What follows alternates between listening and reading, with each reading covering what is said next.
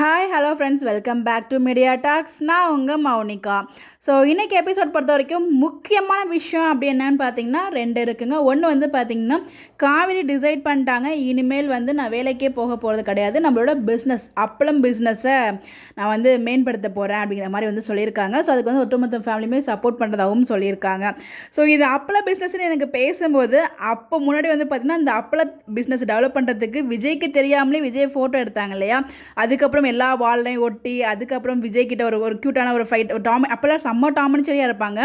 அதுக்கப்புறம் தான் நம்ம விஜய் கொஞ்சம் கொஞ்சமாக பிடிக்க ஆரம்பிச்சதுன்னா அப்புறம் அவருக்கு ஒரு ஃபோன் கால் வரும். ஸோ வந்து நல்லாயிருக்கு பிக்சர் அப்படிங்கிற மாதிரி சொல்லி அவங்களோட அவங்கள ஆக்ட் பண்ணுறதுக்காக வந்து ஒருத்தவங்க ஃபோன் கால் பண்ணுவாங்கன்னு நினைக்கிறேன். ஸோ அவரோட ஃப்ரெண்டு அதுக்கப்புறம் தான் வந்து அதுலேருந்து தான் கொஞ்சம் கொஞ்சமாக வந்து எனக்கு தெரிஞ்சு என்னோட நாலேஜ் படி பார்த்திங்கன்னா அதுக்கப்புறம் அவங்களுக்குள்ள அவங்களுக்கு எப்போ லவ் பண்ண ஆரம்பித்தாலும் எனக்கு தெரியல, பட் அந்த ஒரு ஸ்டார்டிங் நினைக்கிறேன் நான், எனக்கு தெரிஞ்ச அப்போலேருந்து வந்து கொஞ்சம் ஓகே நமக்காக இவ்வளோ பண்ணியிருக்கா அப்படின்னு வந்து ஒரு ஃபீல் பண்ண மாதிரி நான் ஃபீல் பண்ணேன்.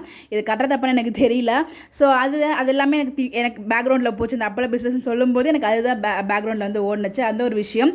ஸோ அதுக்கு வந்து எல்லாருமே ஹெல்ப் பண்ணதாக சொல்லியிருக்காங்க. அடுத்து வந்து பார்த்திங்கன்னா கடைசியாக வந்து அவங்க அம்மா ப்ராமிஸ் வாங்கினது சத்தியமாக அக்செப்ட் பண்ணவே முடியல. பொண்ணுக்கிட்ட வந்து ஒரு பொண்ணு நீங்கள் பெற்ற பொண்ணு தான், உரிமை எடுத்துக்கலாம், பட் அதுக்காக நான் சொல்கிறதா கேட்கணும் வாழ்க்கையில் அப்படிங்கிற மாதிரி சத்தியமாக சொல்கிறதுல என்ன ஒரு முடிவு.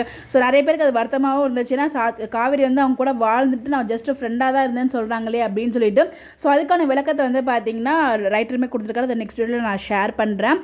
பட் இந்த காவேரி வந்து பார்த்திங்கன்னா உள்ளுக்குள்ளே அவ்வளோ ஃபீலிங் இருக்குது. இது இப்போ அவருக்கு இருந்தாலும் வந்து பார்த்திங்கன்னா அவங்க அம்மாவை சமாதானப்படுத்தணும், அந்த ஒரு நிமிஷத்தில் அவங்களை சமாதானப்படுத்தணும் அப்படிங்கிற ஒரு ரீசனுக்காக தான் வந்து பார்த்திங்கன்னா ப்ராமிஸும் பண்ணி கொடுக்குறாங்க. அது என்ன வழி இல்லாமல் பண்ணிருக்காங்க, அதுக்கு என்ன பொறுத்த வரைக்கும் தப்பு தான், வேறு வழியில் என்ன பண்ணுறது அப்படிங்கிற மாதிரி தான் போச்சு. இதே மாதிரி தான் வந்து பார்த்திங்கன்னா உன்னை விட்டு போக மாட்டேன்னு சொல்லி விஜய் கிட்டேயும் தான் சொன்னாங்க, நான் இப்போ போகலையா. அந்த மாதிரி தான் இன் ஃபியூச்சரில் காவேரிக்கு இருக்கிற குழப்பங்கள்லாம் சின்னதுக்கப்புறம் விஜய் வந்து கூப்பிட்டதுக்கப்புறம் கண்டிப்பாக போயிடுவாங்க. எனக்கு தெரிஞ்சு அவங்க சத்தியம் இந்த இடத்துல வீண் போகாதுன்னு நினைக்கிறேன். ஏன்னா காவேரியோட ஃபேமிலியோட சமூகத்தோடு தான் விஜய் கூட்டு வரதா சொல்லியிருக்காரு. ஸோ அதனால் வந்து சத்தியம் வீண் போகாது. அவங்க அம்மா வந்து ஓகேன்னு சொன்னதுக்கப்புறம் தான் கூட்டு வருவாருங்கிறது என்னோட ப்ரொடெக்ஷன். ஸோ அதை நம்ம விஜய் அந்த காவேரி ஸ்டார்டிங் சீன் வந்துச்சு இல்லையா, ஸோ பேர் தினேசன் சொல்கிறதுக்கு இவ்வளோ தயக்கமாயா, அவர் சொல்லிட்டு பேர் ஒன்று, இவர் சொன்ன ஒரு பேர் ஒன்று, அதிலே காவேரியுமே கண்டுபிடிச்சிட்டாங்க. ஃபோன் பண்ணி அன்வர் அப்படின்னு சொல்லும்போது பல்ப் வாங்கி வச்சாங்க நம்ம விஜய். ஸோ கண்டிப்பாக இதுக்கு மீண்டும் முயற்சி பண்ணுவாருங்கிறது நமக்கு தெரிஞ்ச விஷயம் தான். பார்ப்போம். இன்றைக்கி எபிசோட் பற்றி உங்களுக்கு கருத்துக்கள் மறக்காமல் கமெண்ட்டில் ஷேர் பண்ணுங்கள். நிறைய அப்டேட்ஸ் இருக்குது, இதில் நான் ஷேர் பண்ணுறேன் உங்களுக்கு. Bye bye.